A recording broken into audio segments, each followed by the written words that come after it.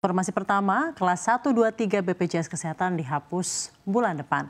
Kementerian Kesehatan menargetkan seluruh rumah sakit Indonesia mengimplementasikan kelas rawat inap standar atau KRIS sebagai pengganti kelas rawat inap 1, 2, 3 BPJS Kesehatan per Juni 2025. Budi mengatakan dari total 3.220 rumah sakit yang ada di Indonesia, hanya ada 115 rumah sakit yang pemerintah tidak masukkan ke dalam daftar rumah sakit yang wajib mengimplementasikan KRIS.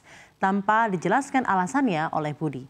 Budi mengatakan program KRIS itu hanya meminta setiap rumah sakit yang ada di Indonesia memberikan 12 standar layanan di tiap-tiap ruang rawat inapnya supaya masyarakat yang menjadi pasien terpenuhi hak-hak dasarnya secara merata. Oleh sebab itu, menekankan kewajibannya untuk KRIS pada Juni 2025 mendatang ialah hanya untuk 3.113 rumah sakit.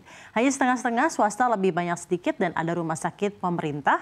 Dan pada kesempatan itu Budi juga kembali menekankan bahwa KRIS itu sebenarnya sebatas penerapan standar minimal layanan bagi masyarakat, bukan untuk menyeragamkan kelas layanan.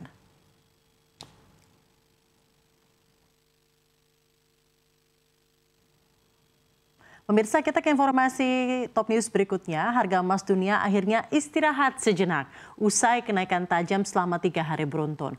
Harga emas melemah usai penguatan dolar hingga aksi taking profit.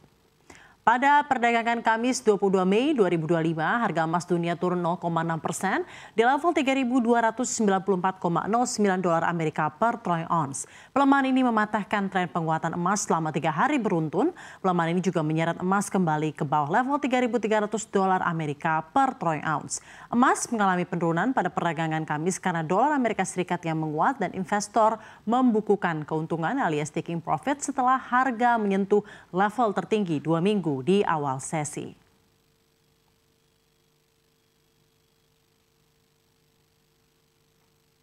Pemirsa, kita ke top news berikutnya yaitu debt collector boleh tagih utang ke kantor. Jasa penagih utang atau debt collector menjadi momok yang menakutkan bagi nasabah yang gagal bayar. Berdasarkan POJK 22 tahun 2023, penyelenggara jasa keuangan diperbolehkan menggunakan jasa pihak ketiga untuk penagihan utang. Akan tetapi ada sejumlah aturan yang harus diikuti. Aturan-aturan yang dimaksud adalah penyelenggara P2P lending dilarang menggunakan ancaman, bentuk intimidasi, dan hal-hal negatif lainnya termasuk unsur sara dalam proses penagihan. Kepala Eksekutif Pengawas Lembaga Pembiayaan, Perusahaan Modal Ventura, Lembaga Keuangan Mikro, dan Lembaga Jasa Keuangan lainnya atau PVML OJK Agusman mengatakan para penyelenggara jasa keuangan wajib bertanggung jawab terhadap semua proses penagihan. Artinya debt collector yang memiliki kontrak dengan pihak penyelenggara berada di bawah tanggung jawab penyelenggara.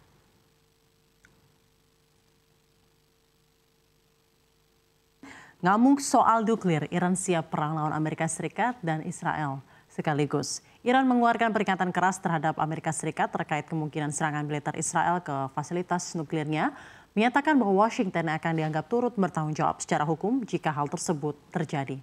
Peringatan ini disampaikan Menteri Luar Negeri Iran, Abbas Araghchi, setelah laporan CNN menyebut Israel tengah bersiap melancarkan serangan terhadap instalasi nuklir Iran.